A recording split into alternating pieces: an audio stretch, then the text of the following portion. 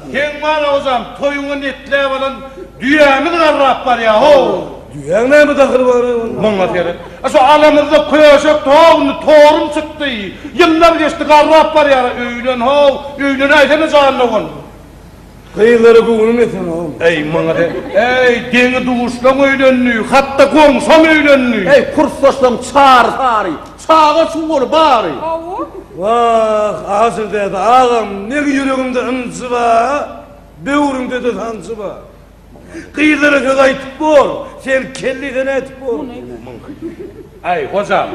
Bilin kabir duydurmak. Hava. Ayağında eşret yok. Ey öğlenmesen kuşunda şeytan vurdum düğüşünde. Ağzına belki. Yengemden tayak yiyen yeri de öğlenliyor. Boşal. Yer oraya ardınız. Haydi kıyıda vardır. Aklına diyemeyin yurtcucuğum. Kolaya göz ayladık. Sarıydı kayladık. Yürüyüşünü yoymadık. Süydüm değil, tüyt Kaymacık. Bele. Bir göz aya bak ya bir şet dalgak ya. Yürüfü yolun çık ya arı diyemen için yak ya bele. Vay bir olsa kara kıyıda var ayca.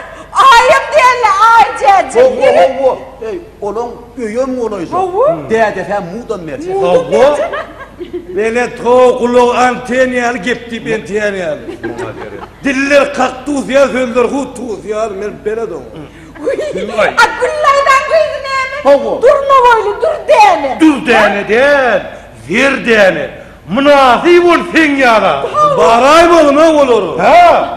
Öyün mü hem sararı? Oy. Ör oyunu kalırım toğlu değil mi olur? Ey. Ahır bardım üstümden. Kıyı soracak dostumdan. Sonra İki san düğen ma, ak kanatlı üyüm ma. Yeke gede öyle hem çok çiğnem oylanıyor. Karışım. Ey. Öyle der kuşluk her sürü üstü hoğluk mu? Öğlenmesen ters öğlen. Yine 100 yıllık oylan. Sen cagar görür. İniği görür. Gittik. Ağzım dedi. Ağam. Benim göğnüm neredecek? Yalvarayım da o ağız. Yeni oraya meclise söz veriyen çıtsan yerle öğlenecek. Öğlenen geldi. Ay şeytan. Yarın mı yok?